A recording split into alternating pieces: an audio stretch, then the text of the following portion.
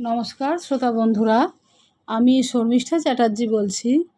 আমার আধ্যাত্মিক কথা চ্যানেলে আপনাদের সকলকে স্বাগত ও অভিনন্দন জানাই।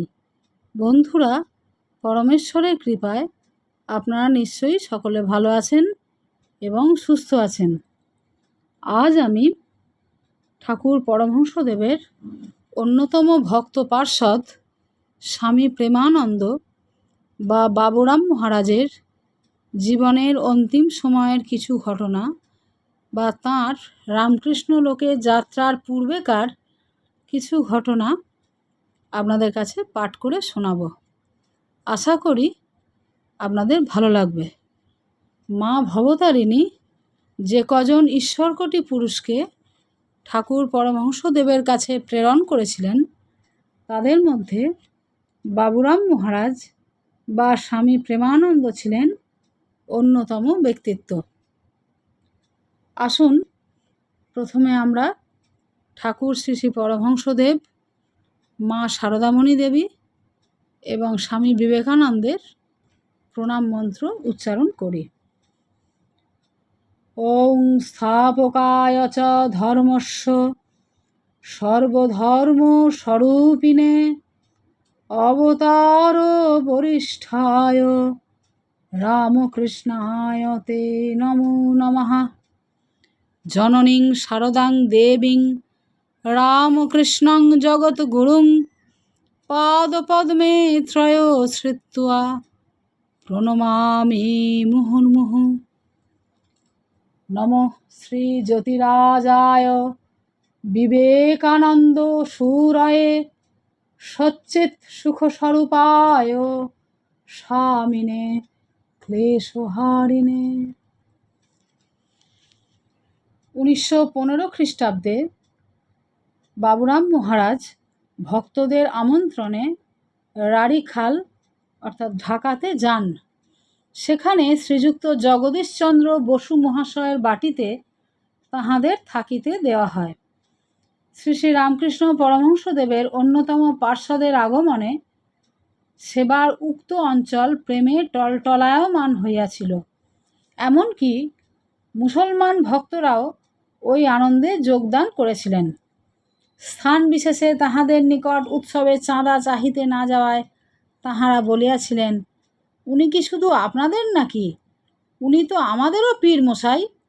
ওই অঞ্চলে বহু গৃহে ঠাকুরের পূজা ও কীর্তনাদিতে লোকের উৎসাহ দেখিয়া স্বামী প্রেমানন্দ বিস্মিত হইয়াছিলেন। উৎসবে তিনি বক্তৃতাদিও করিয়াছিলেন।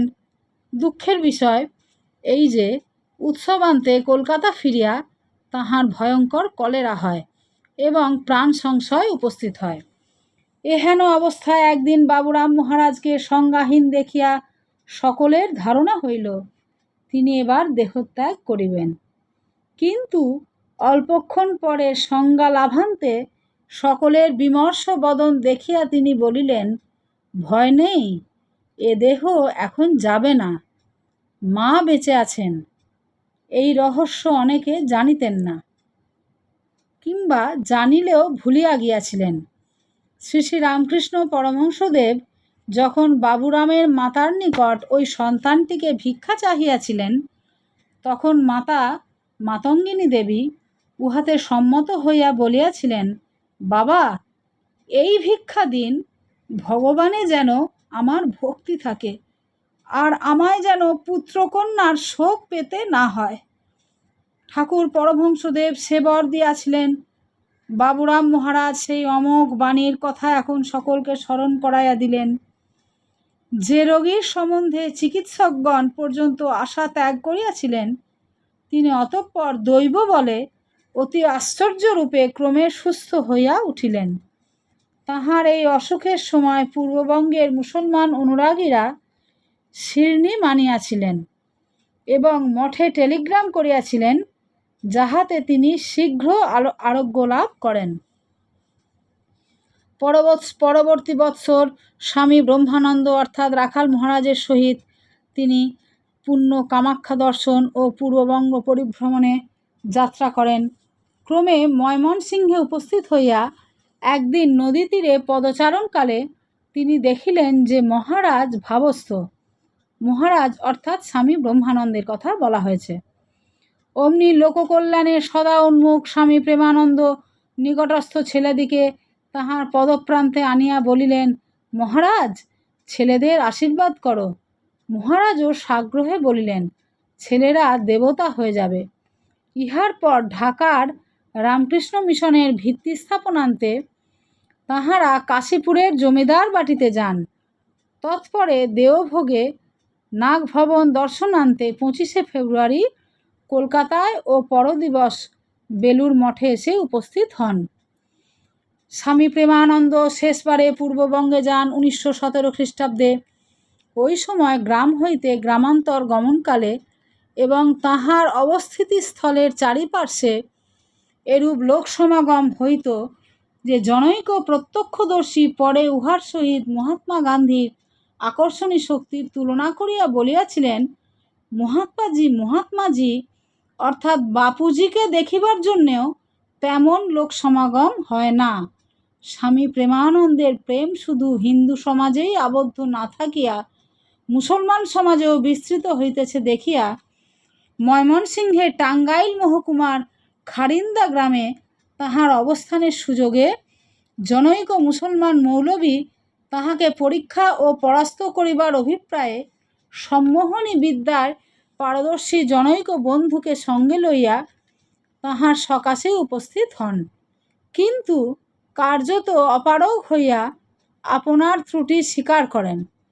বাবুরাম মহারাজ ইহাতে বিরক্ত না হইয়া মৌলবীকে ফল মিষ্টান্নাদি আহার করিতে দিলেন। তখন মৌলবী বলিলেন, আপনি এ যাবৎ উদার মত প্রচার করিতেছিলেন, আপনি আমার সঙ্গে এক পাতে খাইতে পারেন? প্রেমানন্দ দৃঢ়স্বরে বলিলেন, হ্যাঁ পারি, এবং কার্যত তাহাই তিনি করে দেখালেন। মৌলবী তখন সঙ্গী ধীরানন্দকেও আমন্ত্রণ করিলে স্বামী প্রেমানন্দ বাধা দিয়া বলিলেন, একজন খেলেই হলো, ধীরানন্দের অবস্থা এখনও ওইরূপ নহে। মুসলমানদের সহিত তাহার এইরূপ প্রীতিপূর্ণ সম্বন্ধের দৃষ্টান্ত বিরল নহে। একবার ঢাকায় অবস্থানকালে তাহার উদার বাণীতে আকৃষ্ট হইয়া নবাব সলিমুল্লাহ তাহাকে স্বগৃহে আমন্ত্রণপূর্বক ধর্মগুরুর ন্যায় সম্মান প্রদর্শন করেন। আর একবার মঠে আগত এক মুসলমান ভদ্রলোককে কিছু খাইতে দিবার পর কেহ উচ্ছিষ্ট পরিষ্কার করিতে অগ্রসর হইতেছে না দেখিয়া তিনি স্বহস্তে ওই কার্য সম্পাদন করেন। বস্তুত প্রচারক, গুরু বা সেবক যেরূপেই অপরে তাহাকে গ্রহণ করুক না কেন, স্বামী প্রেমানন্দ বা বাবুরাম মহারাজের প্রেম জাতি বর্ণ নির্বিশেষে বিতরিত হইত। খারিন্দার পর তিনি ঢাকায় গমন করেন এবং ঢাকা হইতে নারায়ণগঞ্জ হইয়া হাসাড়া ও সোনারগাঁ প্রভৃতি গ্রামে উৎসব করিতে যান। বহির্দৃষ্টি অবলম্বনে যদিও আমরা উৎসব শব্দ প্রয়োগ করিলাম, তথাপি মনে রাখিতে হইবে যে ইহাতে প্রকৃত তথ্য উদ্ঘাটিত হইল না, কারণ তখন তিনি উৎসব উপলক্ষে জনগণের মনে নবযুগের উপযোগী এক নূতন প্রেরণা অনুসঞ্চারিত করিতে বদ্ধপরিকর। কীর্তন, উপদেশ, বক্তৃতা, দৈনন্দিন আচরণ প্রভৃতি বিবিধ চেষ্টার মধ্য দিয়া উহাই আত্মবিকাশ করিতেছিলেন এবং উহার প্রভাব ধর্মের ক্ষেত্র ছাড়িয়া সমাজ ও স্বাস্থ্যাদির ক্ষেত্রেও প্রসারিত হইতেছিল। দৃষ্টান্তস্বরূপ বলিতে পারা যায় যে হাসাড়া প্রভৃতি গ্রামে তিনি দেখিলেন জলাশয়গুলি কচুরিপানায় পূর্ণ। একটু পরিশ্রম করিলেই ওইগুলি পরিষ্কৃত হইয়া স্বাস্থ্যের অনুকূল ও ব্যবহার উপযোগী হয় জানিয়া গ্রামবাসীরা সম্পূর্ণ উদাসীন আছেন।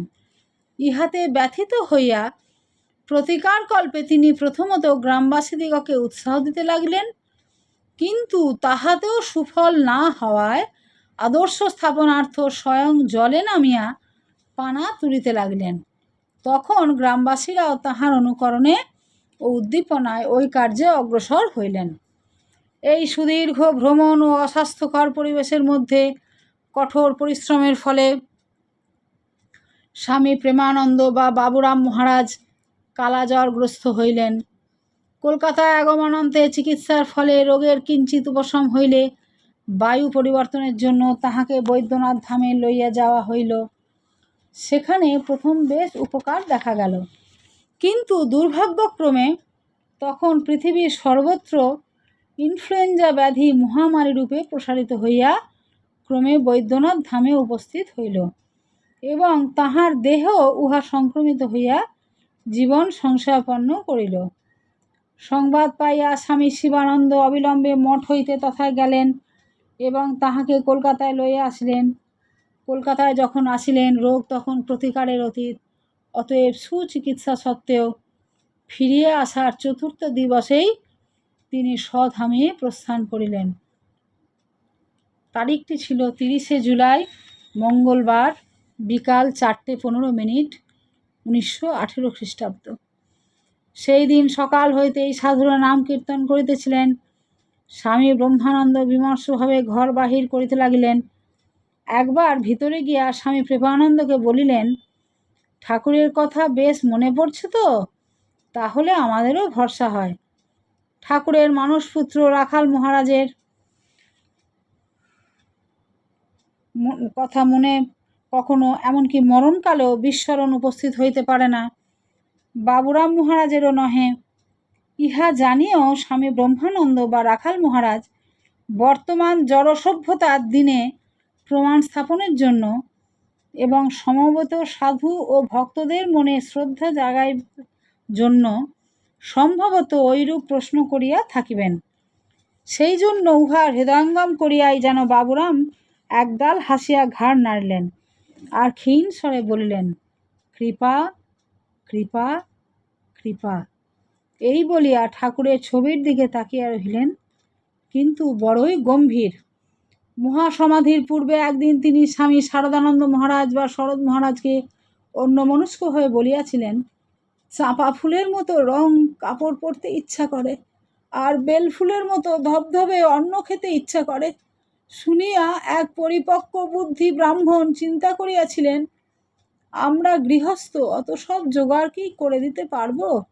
তিনি কি করিয়া জানিবেন যে হ্লাদিনী শক্তি হইতে বিচ্ছুরিত হইয়া যে মূর্তি মর্তধামে ভগবৎ কার্য সাধনের জন্য এতকাল নিয়োজিত ছিলেন, আজ তিনি স্বরূপে লীন হইতে চাহেন।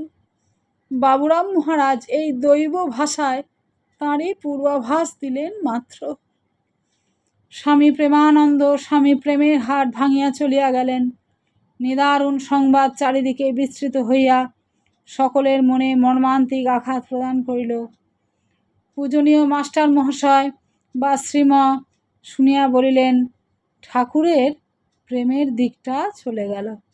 শ্রী শ্রী মাতা ঠাকুরানী বা শারদামণি দেবী অশ্রু বিসর্জন করিতে করিতে বলিলেন, মঠের শক্তি, ভক্তি, যুক্তি সব আমার বাবুরামের রূপ ধরে মঠের গঙ্গাতীর আলো করে বেড়াতো। হায় ঠাকুর, তাকেও নিয়ে গেলেন। নমস্কার। আজ বাবুরাম মহারাজকে নিয়ে পাঠ করলাম। আশা করি আপনাদের ভালোই লাগবে। পরের দিন আবার নতুন কোনো কাহিনী নিয়ে আপনাদের কাছে হাজির থাকব। হরি ওম তৎসৎ।